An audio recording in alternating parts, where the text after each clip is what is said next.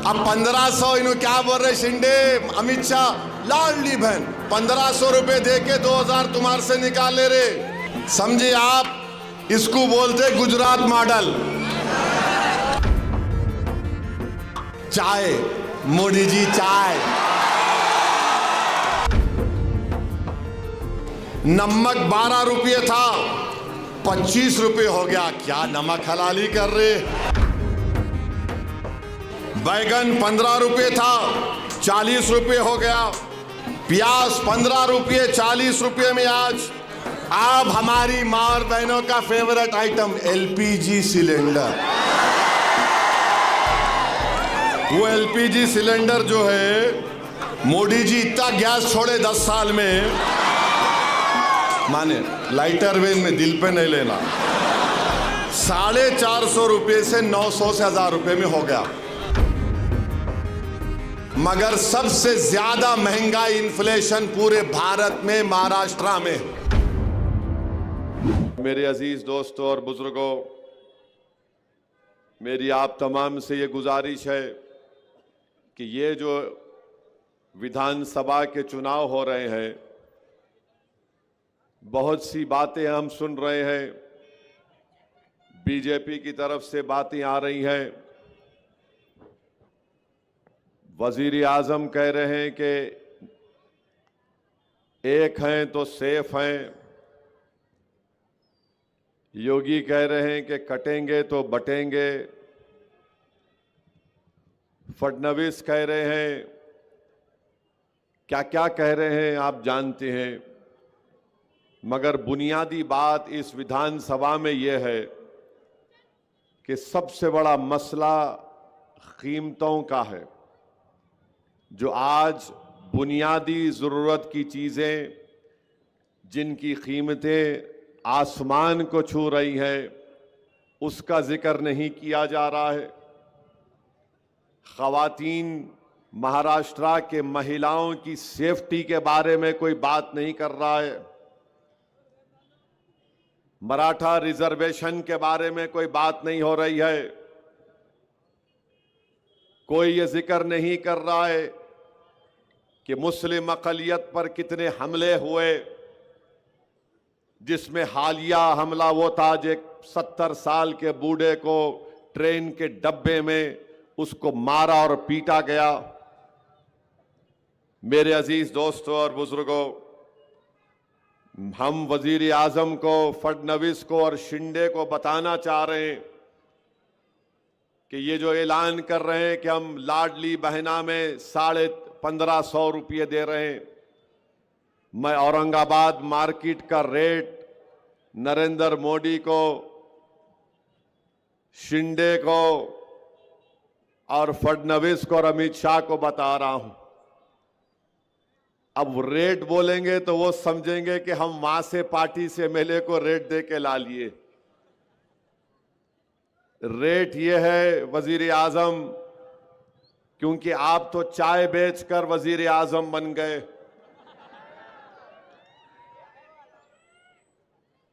जब आप गरीबी को इतने करीब से देखे हैं तो शायद आप जानते होंगे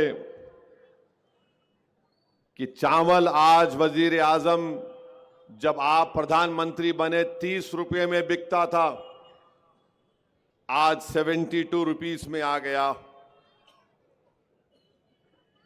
गेहूं आटा 20 रुपये था, 45 रुपये हो गया। गेहूं 28 रुपये मिलता था, अब 42 हो गया। गुड़ 30 रुपये था, अब 55 के करीब। वजीर आजम आप चाय बनाकर ओबामा को पिलाए थे और इस सूट पहने थे। सूट के ऊपर आपने अपना नाम लिख लिया था, नामो नामो नामो। वो आज शक्कर जो आप वजीर आजम बने जब 20 रुपये में थी, आज 39 रुपीस में हो चुकी औरंगाबाद में। मसूर की दाल 60 रुपये थी वजीर आजम जब आप बने थे मोदी, अब 155 रुपये हो चुकी है। लाल मिर्ची 180 रुपये में थी, आज औरंगाबाद में 450 रुपये। इमली 80 रुपये अब 220 में हो चुकी है। नमक 12 रुपये में था, सस्ता था मोदी, अब 25 रुपये हो गया। कौन नमक हलाली नमक हरामी कर रहा है, ये महाराष्ट्र की जनता को 20 तारीख को तय करना है। मीठा तेल 80 रुपये में था 2014 में, 10 साल में 160 रुपये हो गया। वजीर आजम, आप तो वेजिटेरियन है, मैं नॉन वेजिटेरियन हूं। भिंडी 20 रुपये में थी, अब 50 रुपये में हो गई। बैगन 15 रुपये में था, अब 40 रुपये में हो गया। तो हम लोग दक्षिणी जबान में क्या बोलते हैं, 20 तारीख को ये जितने हमारे खिलाफ खड़े बैगन को बोलो। हरी मिर्ची 40 रुपये में थी, मोदी के 10 साल में 100 रुपये हो गई। प्याज 15 रुपये 40 रुपये हो गई। आलू 12 रुपये था, 30 रुपये हो गया। टमाटे 15 रुपये थे, 50 रुपये में हो गया। एलपीजी गैस का सिलेंडर 450 में मिलता था 2014 में, अब 900 और 1000 के दरमियान में। पेट्रोल 55 रुपये 65 पैसे में औरंगाबाद में मिलता था 2014 में, अब कभी 105 तो कभी 110 रुपये में।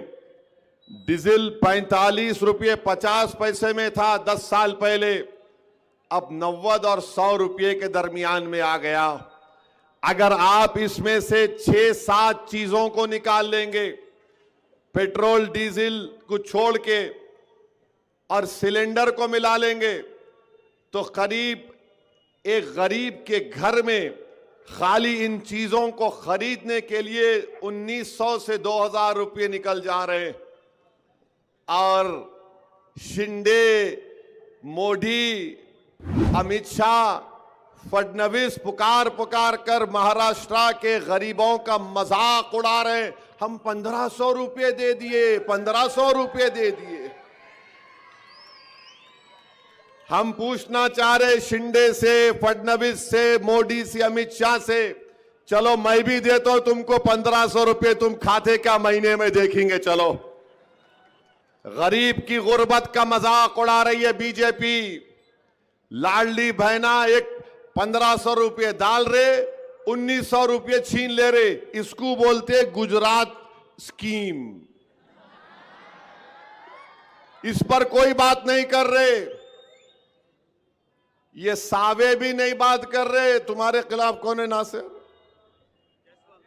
ना जायसवाल बात कर रहे, हिंदू मुस्लिम हिंदू मुस्लिम।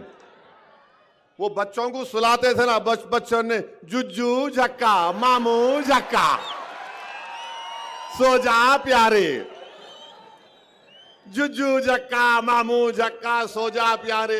हिंदू मुस्लिम बस उतना ही। ज्यादा बोले कि वो 1500 सदी में वो बादशाह था, उसके बारे में बोलो। अब मैं उसका जानशीन हूं, नहीं वो ऐसा हुआ था। अरे 2024 की बात करो, 2014 से 24 में तुमने चावल, गेहूं, जवारी, गुड़, शक्कर, मसूर की दाल, इमली, नमक, मीठा तेल, लाल मिर्ची का पाउडर, भिंडी, बैगन, ये सब आसमान को छू रहे। मगर इन्होंने क्या करे औरंगाबाद में आके, हम नाम बदल दिए। अबे नाम बदल दिए तो सस्ता कहीं को नहीं हो रहा, फिर ये बोल। कुछ भी नहीं हो रहा। माने ये कर दिए, वो अरे क्या करे तुम। और 1500 रुपये दिए। शिंदे साहब आपके घर से नहीं दे रहे, ये महाराष्ट्र की जनता का पैसा है, किसी के बाप का खानदान का पैसा नहीं है। और आज मैं यहां से महाराष्ट्र के गरीबों को पैगाम दे रहा हूं, 1500 रुपये अगर मिले, 3000 भी मिले, लो इस्तेमाल करो, मगर जब 20 तारीख को गए जाएंगे तो पतंग के निशान पर बटन दबा दो आप इंशाअल्लाह ताला। औरंगाबाद में 6 दिन में एक मर्तबा पानी, 8 दिन में एक मर्तबा पानी, पानी पानी को तरसा दिए। रोड नहीं है, मोरी नहीं है, काम नहीं होता। यहां पर औरंगाबाद के लिए टेक्सटाइल पार्क मंजूर हुआ, 2023 में अमरावती को लेकर चले गए। इस डिवीजन में 2026 के 6 महीने में 250 किसान खुदकशी कर लिए, मगर मोदी की जबान पे कुछ नहीं आता। और फिर बोलते मोदी है तो मुमकिन है। मैं गरीब परिवार से आया, मैं चाय बेचकर आया। अरे तुम क्या क्या बोलते, ये तो बताओ फिर ये महंगाई के लिए क्या कर रहे हो? तो बोले हमारे को जिता दो, हम 1500 की जगह 2000 कर देते। अरे तमाशा है, हारून का खजाना निकला क्या महाराष्ट्र में बांटते जाएंगे? सो मेरे भाई इस पर कोई बात नहीं करते। अब आपको बता रहा हूं, महाराष्ट्र में पूरा लिख के लाया आज।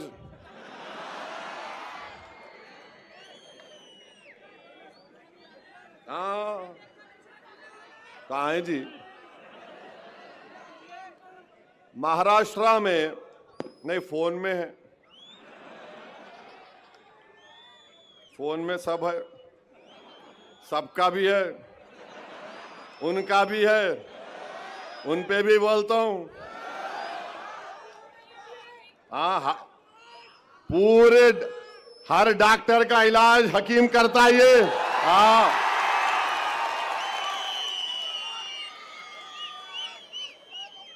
अब आप सुनो, महाराष्ट्र में 2022 में 2904 महिलाओं का रेप हुआ। बोलो मोदी, 2904 महिलाओं का रेप हुआ। महाराष्ट्र में महिलाओं का, खवातीन का किडनैप कितना हुआ? 12,260। मुल्क में सेकंड नंबर पर महाराष्ट्र में महिलाओं का किडनैप हुआ 2022 में। उत्तर प्रदेश में जो काटेंगे कटेंगे कटेंगे बोले ना, वो उत्तर प्रदेश में 16,260 महिलाओं का किडनैप हुआ। मरीनों क्या बोल रहे? बटेंगे तो कटेंगे। अबे औरतों को उठा के किडनैप करके लेके जा रहे। महाराष्ट्र में 12,260 महिलाओं का किडनैप हुआ।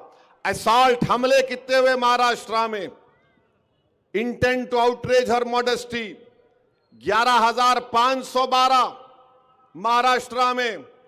और फिर आप देखते जाइए, इतना बड़ा महिलाओं का, खवातीन पे हमले हो रहे और इन्हों बात नहीं करते। मोदी औरंगाबाद को आए, यहां पर कल भाषण दिए। मैं मीडिया के दोस्तों से पूछा, क्या मोदी मराठा आरक्षण की बात करे? नहीं करे, बिल्कुल। भाइयों बहनों, आरक्षण के नाम पे काटा जा रहा है। अरे काटा नहीं जा रहा है। तुम बोले थे मराठाओं को रिजर्वेशन दूंगा मैं, एक लफ्ज मराठा रिजर्वेशन के बारे में वजीर आजम ने यहां पर नहीं कहा। हम आपके सामने कह रहे हैं, इम्तियाज जलील इंशाअल्लाह ताला, नासिर सिद्दीकी इंशाअल्लाह ताला जब यहां के नए आमदार मुंतखब होंगे, अल्लाह के फजलो करम से, आपकी दुआओं से, अहले दिल की दुआओं से, तो यकीनन महाराष्ट्र की विधानसभा को और भी जो मंजलिस के विधायक जीतेंगे, महाराष्ट्र के असेंबली के दरो दीवार को हिला के रख देंगे कि मराठाओं को उनका जायज हक मिलना चाहिए और उनको आरक्षण मिलना चाहिए। किसमें मिलना चाहिए? 50% के अंदर मिलना चाहिए। ये मैं बात कह रहा हूं। आज तो इम्तियाज जलील साहब एफिडेविट भी बना लिए हैं और उसको जरांगे पाटिल को भिजाएंगे। ये मजलिस इत्तेहादुल मुस्लिमीन का कमिटमेंट है। मेरे अजीज दोस्तों और बुजुर्गों, मैं एक और बात आपके सामने अर्ज करना चाह रहा हूं। इस मुक़द्दस शहर में आपने मजलिस इत्तेहादुल मुस्लिमीन को मजबूत किया,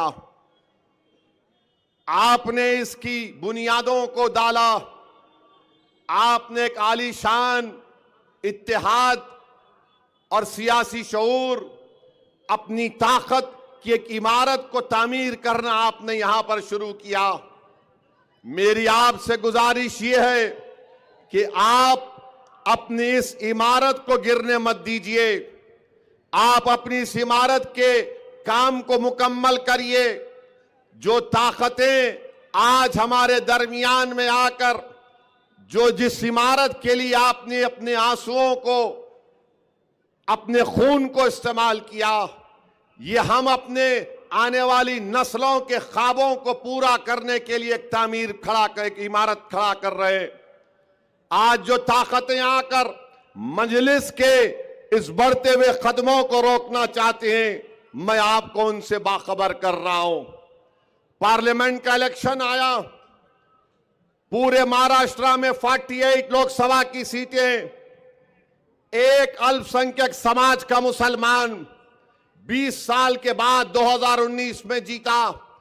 तो ये नाम निहाद सेकुलर पार्टी, ये खुलम खुला जो फिरका परस्ती बीजेपी, आरएसएस और शिंदे करते हैं, ये सब मिल गए और मिलकर बोले कि कोई भी कहां पर जीतता उसकी परवाह नहीं, मगर औरंगाबाद से इम्तियाज जलील को कामयाब होने नहीं देंगे। और हुआ वही, ये सब मिलकर एक होकर इम्तियाज जलील की कामयाबी को रोक दिए।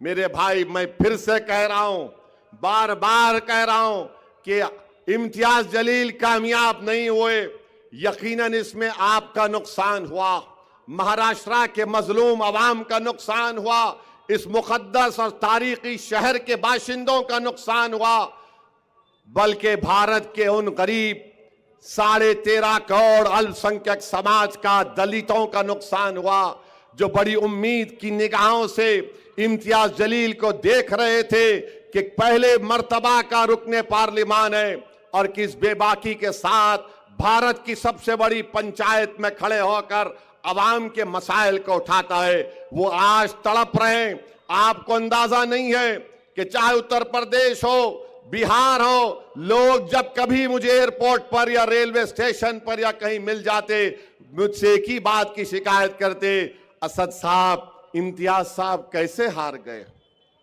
सब यही बोलते, असद साहब, इम्तियाज साहब कैसे हार गए।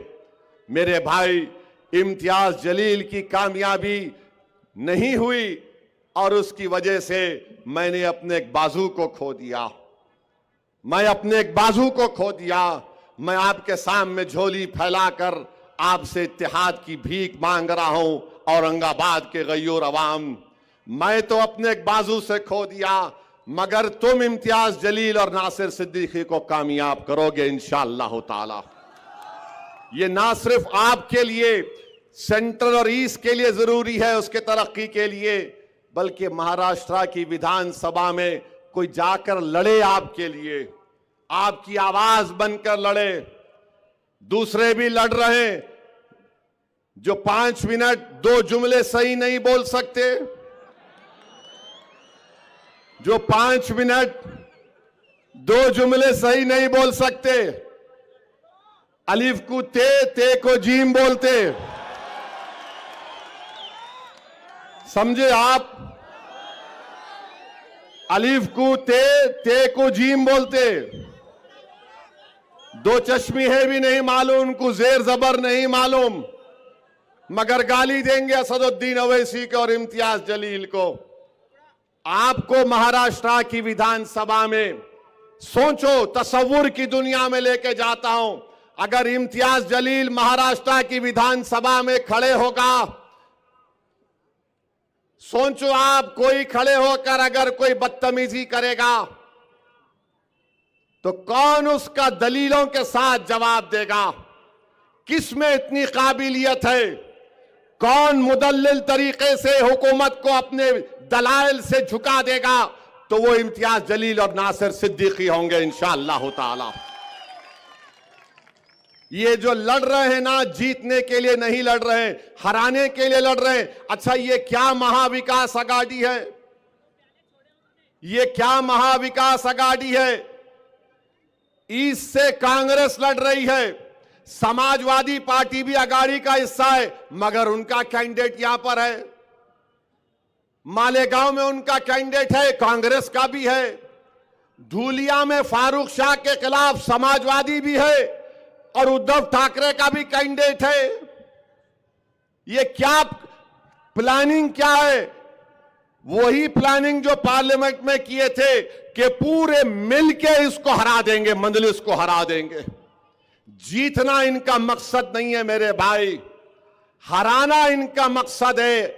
अगर आप मंजलिस के हक में वोट देंगे तो आप अपनी क़यादत को मजबूत करेंगे, आपको अपनी सियासी क़यादत को मजबूत करना है। और याद रखिए, अगर सियासी क़यादत नहीं होगी, हम अपने मसाइल को हल नहीं करवा सकते। महाराष्ट्र में आपने शुरुआत की, आपने बताया दुनिया को कि सरजमीन हैदराबाद के आगे भी, उसके बाहर भी हम औरंगाबाद की आवाम ने अपनी सियासी क़यादत को बनाने का काम शुरू कर दिया। इसीलिए तमाम के तमाम तकलीफ में आ गए। आज आप बताइए क्या वजह से मंजलिस की मुखालिफत हो रही है? क्यों तुम मुखालिफत कर रहे हो? मकसद एक ही है, अगर ये दो जीत जाएंगे तो महाराष्ट्र के 288 की असेंबली पर हावी हो जाएंगे। इनको मालूम कि अगर ये मंजलिस के नुमाइंदे जीत कर महाराष्ट्र की विधानसभा में जाएंगे तो सेटिंग नहीं होगी, फिक्सिंग नहीं होगी। ये इम्तियाज जलील और मंजलिस की दुश्मनी की वजह यह भी है क्योंकि आपने पूरी दुनिया में एक मुनफरिद मुकाम पैदा किया। एक नापाक शख्स ने रहमतुल आलमीन सल्लल्लाहु अलैहि वसल्लम की शान में गुस्ताखी करने की कोशिश की तो महाराष्ट्र से कहीं एहतजाज की आवाज नहीं उठी। अगर आवाज उठी तो औरंगाबाद से उठी। औरंगाबाद के एक एक फर्द को सलाम, औरंगाबाद के गयूर उलमाओं को सलाम, औरंगाबाद के उन माओं को सलाम जिन्होंने ऐसे जियालों को पैदा किया, जिसने भारत को बता दिया कि अगर कोई कमली वाले पर बकवास बकेगा तो हम अपने गुलामी का सबूत देंगे। और आपने एहतजाज का परचम बुलंद किया। दुनिया हैरान थी, बीजेपी परेशान थी, आरएसएस डर गई। ये आखिर क्या हो गया औरंगाबाद की आवाम को कि हजारों की तादाद में गाड़ियों में निकलते हैं और कहते हैं लब्बैक या रसूल अल्लाह, लब्बैक या रसूल अल्लाह। यही वजह है कि आज मजलिस के खिलाफ एक मंसूबा बनाया गया, आपके इत्तेहाद के किले को कमजोर करने के लिए। आपके इश्क नबवी को देखकर, आपके गुलामी नबवी को देखकर ये तमाम बातिल ताकतें कोशिश कर रही हैं कि आपको रोका जाए। और कैसे रोका जाए? फर्द को रोक सकते, मगर जमात को रोकने का तरीका ये इनके पास है कि इनके उम्मीदवारों को कामयाबी से रोक दिया जाए। ये अब आपको फैसला करना है। आप तमाम को एक होकर 20 तारीख के दिन आपको अपने वोट का इस्तेमाल करना है। पतंग के निशान पर बटन दबाकर आप पैगाम दीजिए उन लोगों को जो हमारे इत्तेहाद को कमजोर करना चाहते हैं। मैं आपसे वादा कर रहा हूं और मैं आपसे अपना गिरेबान फैलाकर आपसे भीख मांग रहा हूं। औरंगाबाद की आवाम, आपने मुझे बहुत मोहब्बतों से नवाजा। मैं आपका मखरूज हूं और जिंदगी भर मखरूज रहूंगा। 20 तारीख के दिन तुम मेरे इस पैगाम को लेकर जाओ कि उम्मीदवार इम्तियाज या नासिर नहीं, उम्मीदवार असदुद्दीन ओवैसी है तुम्हारे सामने। याद रखो, मैं तुम्हारे सामने खड़ा हुआ हूं। मैं तुम्हारे लिए आवाज उठाते रहूंगा। मैं तुम्हारी आवाज था, हूं और रहूंगा। उम्मीदवार इम्तियाज नहीं है, उम्मीदवार नासिर सिद्दीकी नहीं है, उम्मीदवार औरंगाबाद से असदुद्दीन ओवैसी है। तो आज असदुद्दीन के नाम पर आपको पतंग कर बटन दबाना पड़ेगा, इम्तियाज नासिर के नाम पर नहीं। मैं अपने आप को तुम्हारे सामने पेश कर रहा हूं। मैं ईस्ट की जनता से वादा कर रहा हूं कि दारुस सलाम की तरह इंशाअल्लाह ताला मैं वहां पर एक दफ्तर कायम करूंगा। ईस्ट औरंगाबाद में दफ्तर कायम करेंगे। जिस तरह हैदराबाद के दारुस सलाम में काम होता है, उस तरह ईस्ट में इंशाअल्लाह ताला काम होगा। मैं आपसे वादा कर रहा हूं कि अस्पताल बनाना मेरी एक नीयत भी और ख्वाब भी है, मगर इंशाअल्लाह ताला मैं आपसे वादा कर रहा हूं ईस्ट औरंगाबाद की जनता से कि साल में कम से कम 5 से 6 मरतबा इंशाअल्लाह ओवैसी हॉस्पिटल के पूरे हर शोबे के डॉक्टरों को लाकर 2 दिन का मेडिकल कैंप साल में 6 मरतबा ईस्ट के उन तमाम स्लम इलाकों में मैं लगाऊंगा। हिंदू मुसलमान दलित नहीं देखेंगे। तीसरा, मैं आपसे वादा कर रहा हूं और यहां पर मंजलिस के कॉरपोरेटरों से कह रहा हूं, अगर कोई आराम से अपने तकिए पर बैठ के सो रहा है कि नहीं नहीं मैं ही लड़ूंगा, नहीं प्यारे, दौड़ना पड़ेगा, मेहनत करना पड़ेगा। अगर तुम जमात के लिए कामयाब करोगे नासिर को, इम्तियाज को, अब जबकि मैं खुद अपने आप को पेश कर दिया हूं, तो तमाम कॉरपोरेटर से कह रहा हूं तुम मेहनत करो। तुम्हारे को ये अवाम मुझसे आकर कहेगी कि साहब इसको टिकट दो। अगर आप मेहनत नहीं करेंगे तो मैं माजरत चाहता हूं, शिकायत का मौका आप मत दो। मैं इन कॉरपोरेटर से भी कह रहा हूं भागो, दौड़ो, क्योंकि अगर आपको कॉरपोरेटर बनना है और जिस किसी को भी बनना है, आप मेहनत करो, इंशाअल्लाह ताला जरूर अल्लाह उसका अजर आपको देगा। चौथी बात मैं आपको बता रहा हूं कि हमारी कोशिश होगी कि यहां पर ये मासूम बच्चे जो हैं, खवातीन जो हैं, उनके लिए एक ट्रेनिंग सेंटर खास तौर से बनाया जाएगा, जहां पर उनको अच्छी अच्छी चीजें सिखाने की हम कोशिश करेंगे। ये 4-5 चीजों का मैं ऐलान कर रहा हूं, मगर 20 तारीख को आप याद रखो कि अब आपके सामने इम्तियाज का चेहरा नहीं, आपके सामने नासिर का चेहरा नहीं, आपके सामने असदुद्दीन है। असदुद्दीन के नाम पे आपको वोट देना है। आप लाज रख लो इस जमात की। मेरे भाई, आप बताओ, जिसको 2-2 मरतबा टिकट हमने दिया, आज वो शख्स कहता है कि मजलिस ऐसी है, मजलिस वैसी है। अरे मैं तुमसे कह रहा हूं, मैं तुमसे कह रहा हूं, अंजुमन इशाअत तालीम की बुनियाद औरंगाबाद के दानिश्वर इज्जतदार लोगों ने रखी थी। जरा इस पर भी गौर कर लो। तुम्हारे इदारों में जो गरीब टीचरों का इस्तेसाल हो रहा है, जरा रोक लो उसको, रोक लो उसको। और तीसरी बात, जो सावे से तुमको गुलाब जामुन, लड्डू,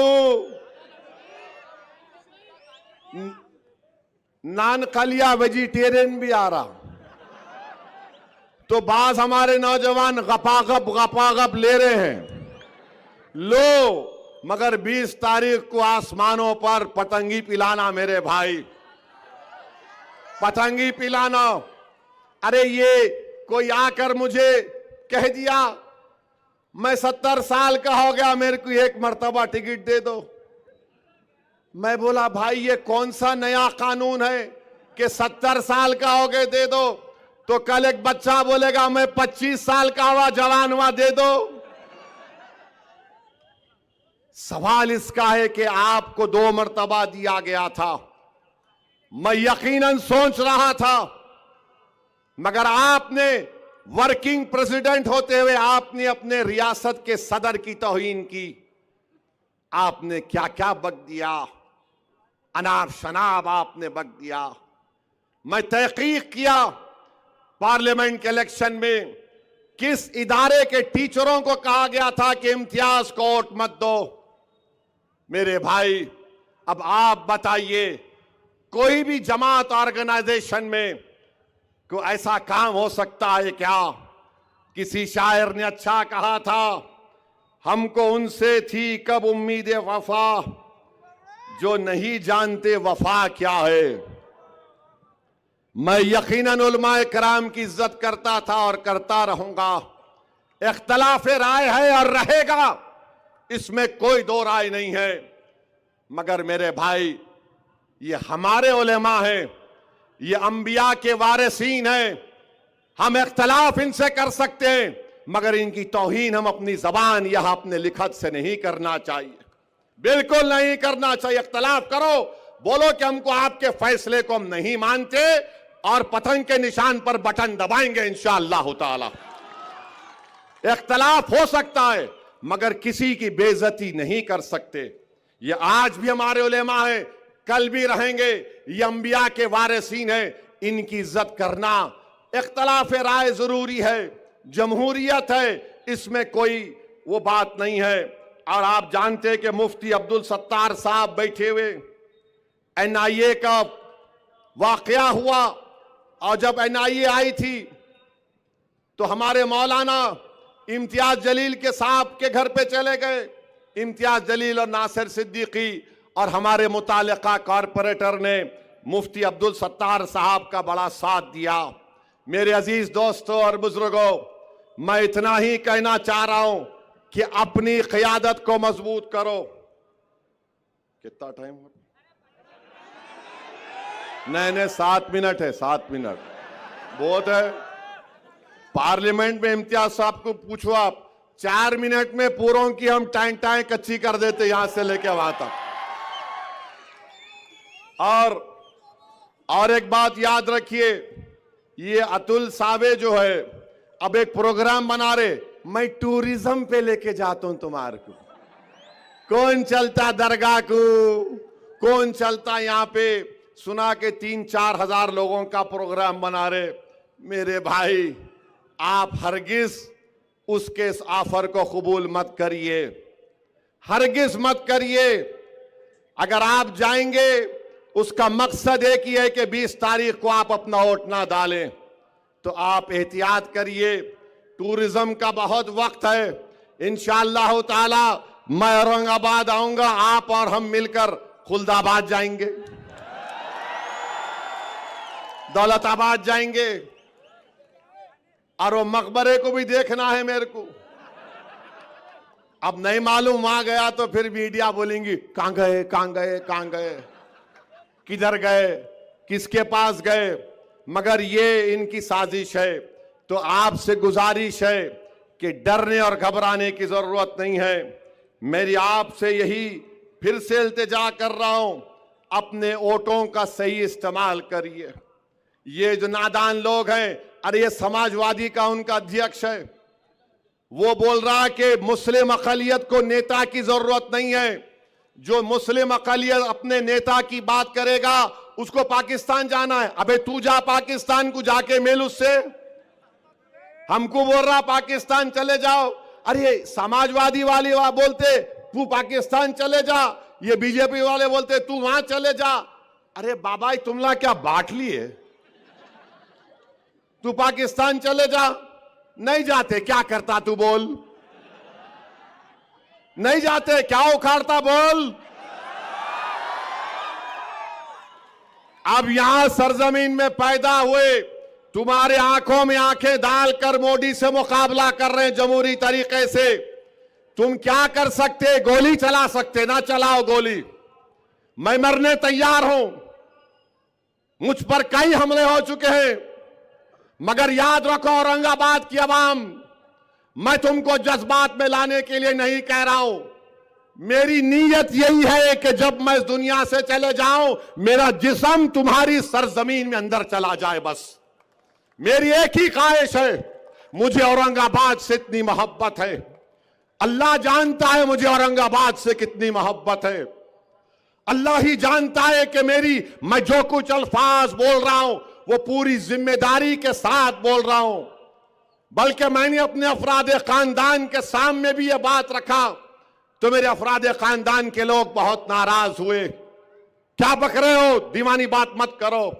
मेरे घर वालों तक बोल दिया मैं कि मेरी नीयत यह है कि मैं अगर वतन अजीज में अल्लाह मुझे अपने पास बुला लेता है तो मुझे औरंगाबाद की एक छोटी सी जमीन में किसी पर जगह में दफना दो। बस मेरी नीयत यही है। मैं आपसे इतना मोहब्बत करता हूं। 20 तारीख को ये दोनों उम्मीदवार नहीं है, ये आपका भाई उम्मीदवार है, ये आपका बेटा उम्मीदवार है।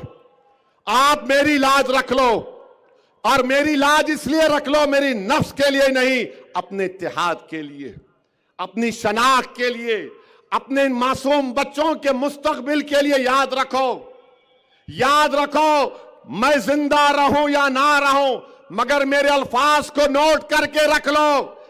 भारत में मुस्लिम अक़लियत की जब तक सियासी लीडरशिप नहीं होगी, हम अपने मसाइल को हल नहीं कर सकते। अरे मौलाना अबुल कलाम आजाद की शेरवानी फाड़ दी गई थी कोलकाता में, मौलाना हिफ्जुर रहमान पर हमला किया गया था। असदुद्दीन ओवैसी क्या चीज है। मेरे अजीज दोस्तों और बुजुर्गों, आने वाले 40 साल को नजर रखो।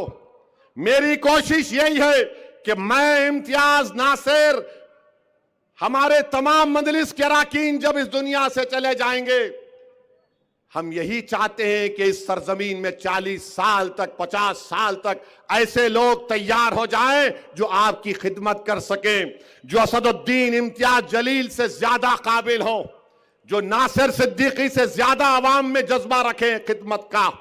ये काम हमको करना है। 20 तारीख के दिन तुम सिर्फ वोट डालने नहीं जा रहे हो, तुम 20 तारीख को वोट पतंग के लिए इसलिए डाल रहे हो क्योंकि तुमको 40 साल तक तुम्हारी आवाज रहना औरंगाबाद में।